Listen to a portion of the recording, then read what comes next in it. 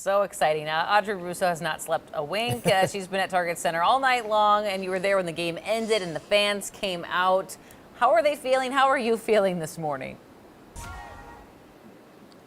I am tired, Alicia, but the fan atmosphere was electric. They were coming out of the doors, and really, I don't think I've ever seen a group of people less afraid of jinxing themselves, because there were still about 7 minutes left in the game when the fans started coming through the doors saying that they could see the W in sight.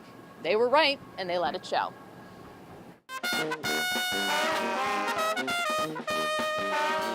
The party got started before the game even ended. With a comfortable lead in the fourth quarter, Wolves in 5. Wolves in 5. no knocking on wood here. Wolves in 5! You might say the celebration started too early, Naz Reid! Ant-Man! but the fans would say they've waited long enough. I went to the 2004 game against the Kings. It's been a long 20 years. So I already got my t-shirt for the parade, you know what I'm saying, because we going all the way. Huge for us. We used to buy tickets for $5 a seat. Now we can't even afford it, but we don't care. Wolves in 5, baby. Wolves in 5. Wolves, man. Let's go. Yeah, I feel like the Wolves in 5, that's the new Naz Reid tattoo. The number of times I heard that last night. Now, in addition to that chant, there were also a lot of bold predictions about where the Timberwolves are going to go after this. I'll have more of that coming up in about 30 minutes, but for now, Jason Lee, I'll send things back to you. The sky's the limit. Who knows where they'll go from here?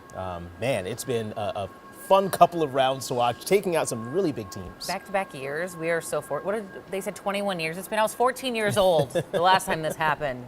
All right, Audrey, thank you. I shouldn't age myself here.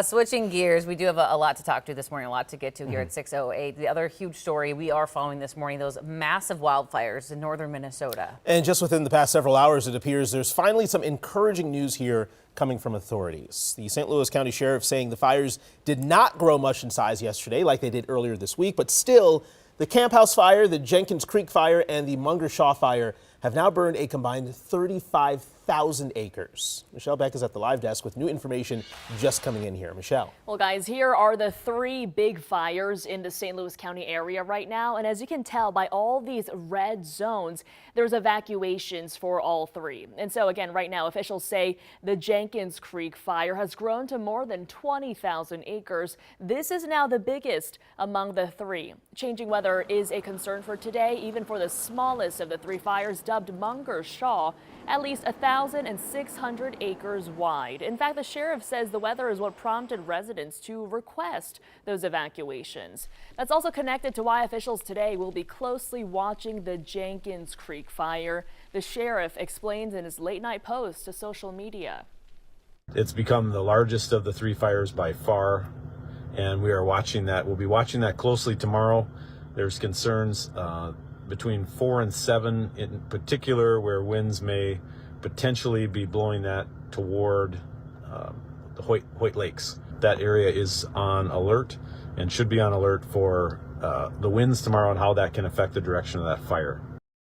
So as for the Camp House fire, the incident command system says the blaze has spread across 15,000 acres.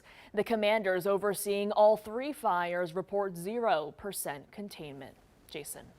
All right, hoping for some relief there. Michelle, thank you so much.